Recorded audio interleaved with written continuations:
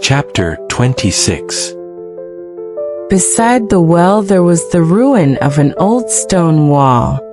When I came back from my work, the next evening, I saw from some distance away my little prince sitting on top of a wall, with his feet dangling. And I heard him say, "Then you don't remember. This is not the exact spot." Another voice must have answered him, for he replied to it, "Yes, yes. It is the right day, but this is not the place." I continued my walk toward the wall. At no time did I see or hear anyone. The little prince, however, replied once again, "Exactly. You will see where my track begins in the sand. You have nothing to do but wait for me there. I shall be there tonight." I was only 20 meters from the wall, and I still saw nothing. After a silence, the little prince spoke again. "You have good poison? You are sure that it will not make me suffer too long?"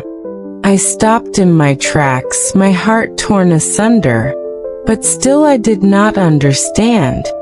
"Now go away," said the little prince. "I want to get down from the wall." I dropped my eyes then to the foot of the wall, and I leaped into the air. There before me, facing the little prince, was one of those yellow snakes that take just 30 seconds to bring your life to an end. Even as I was digging into my pocket to get out my revolver, I made a running step back.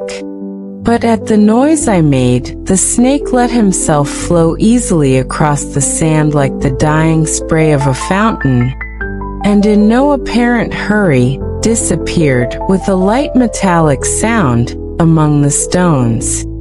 I reached the wall just in time to catch my little man in my arms. His face was white as snow. "What does this mean?" I demanded.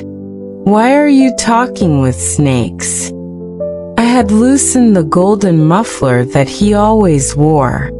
I had moistened his temples, and had given him some water to drink.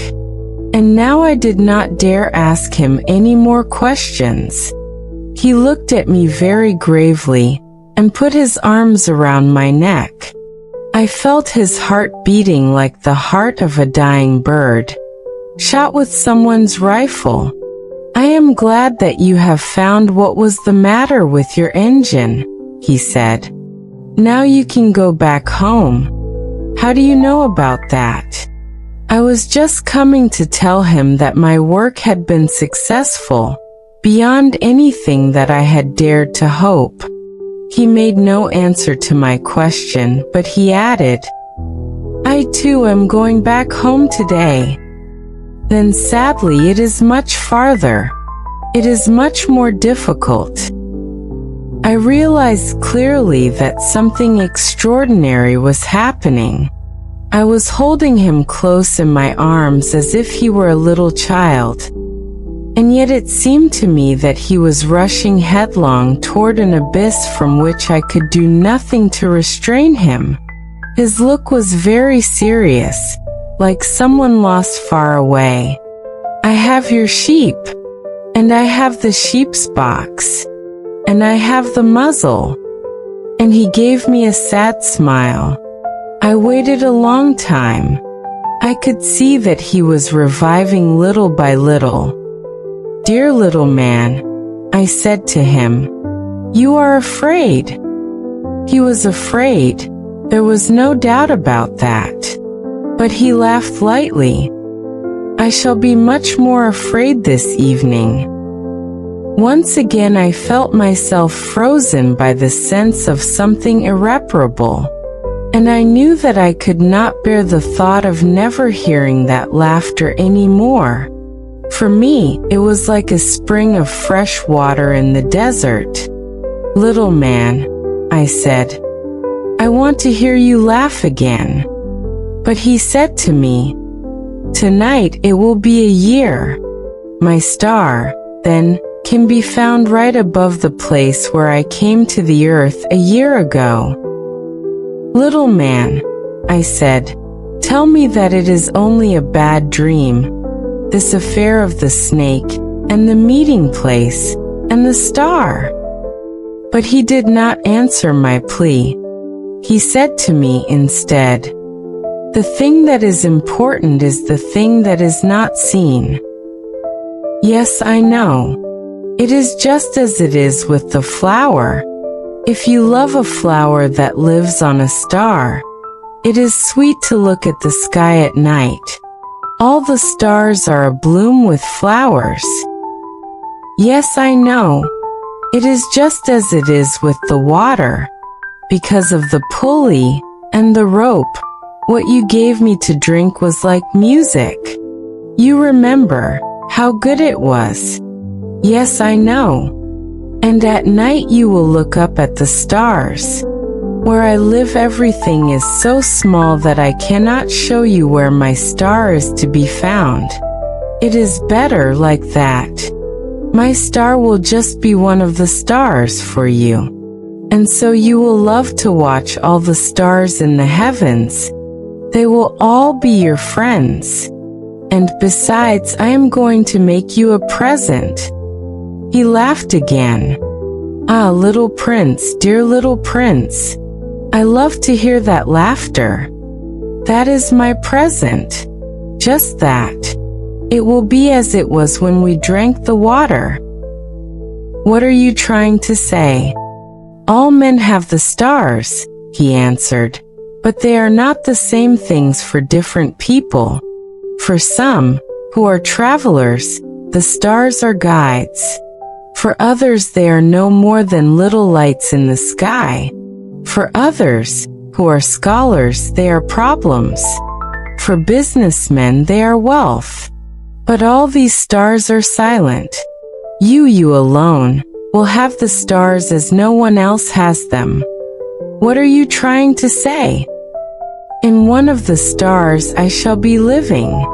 In one of them I shall be laughing. And so it will be as if all the stars were laughing. When you look at the sky at night, you, only you, will have stars that can laugh. And he laughed again. And when your sorrow is comforted, time soothes all sorrows. You will be content that you have known me. You will always be my friend. You will want to laugh with me. And you will sometimes open your window, so for that pleasure. And your friends will be properly astonished to see you laughing as you look up at the sky. Then you will say to them, yes, the stars always make me laugh.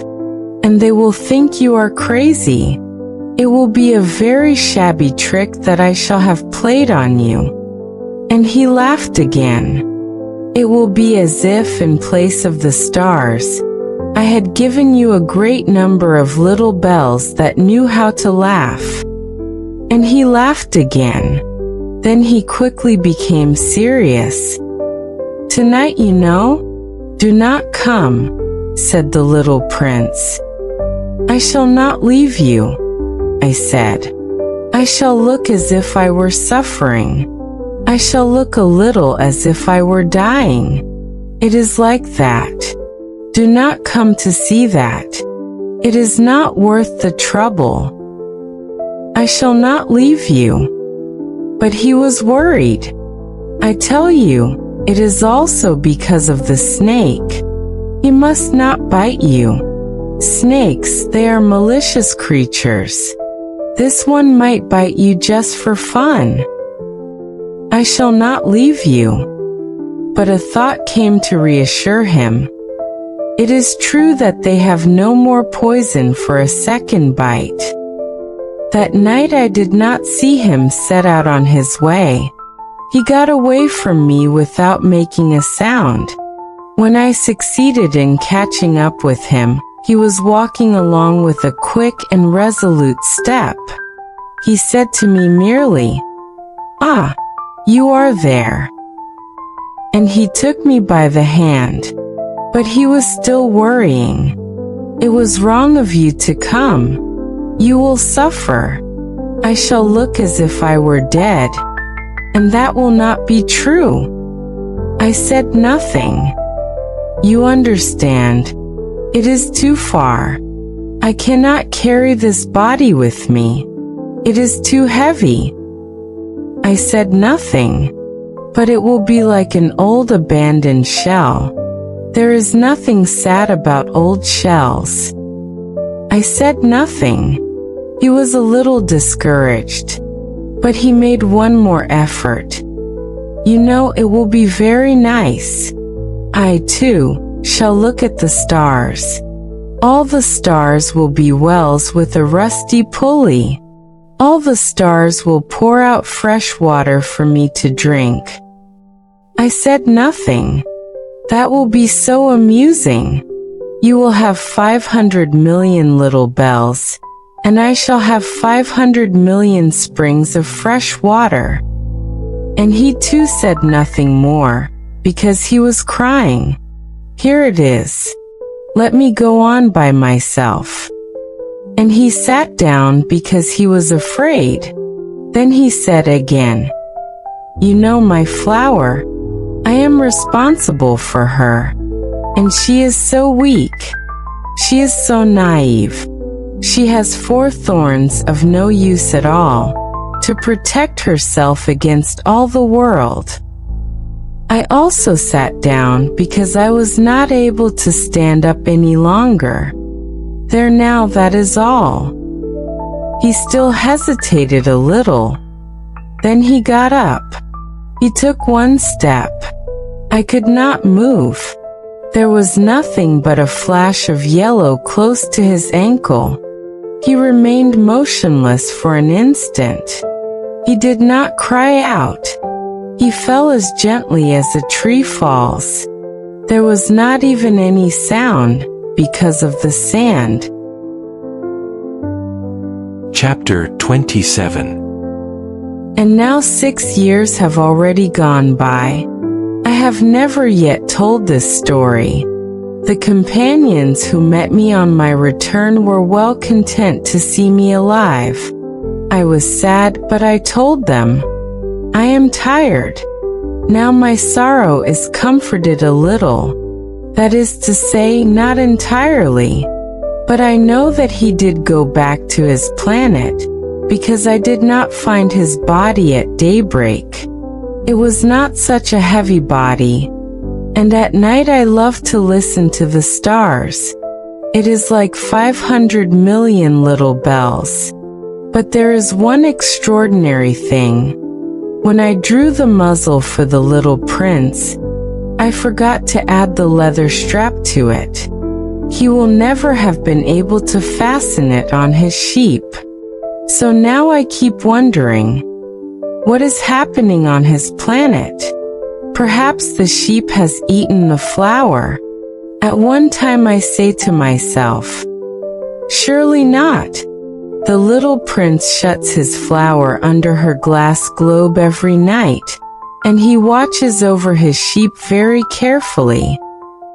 Then I am happy, and there is sweetness in the laughter of all the stars. But at another time I say to myself, at some moment or other one is absent-minded, and that is enough. On some one evening he forgot the glass globe, or the sheep got out without making any noise in the night. And then the little bells are changed to tears. Here then is a great mystery. For you who also love the little prince, and for me, nothing in the universe can be the same if somewhere, we do not know where, a sheep that we never saw has, yes or no, eaten a rose. Look up at the sky. Ask yourselves, is it yes or no? Has the sheep eaten the flower? And you will see how everything changes. And no grown-up will ever understand that this is a matter of so much importance. This is, to me, the loveliest and saddest landscape in the world. It is the same as that on the preceding page, but I have drawn it again to impress it on your memory. It is here that the little prince appeared on earth and disappeared. Look at it carefully, so that you will be sure to recognize it in case you travel someday to the African desert. And if you should come upon this spot, please do not hurry on. Wait for a time, exactly under the star. Then if a little man appears who laughs, who has golden hair and who refuses to answer questions, you will know who he is. If this should happen, please comfort me. Send me word that he has come back.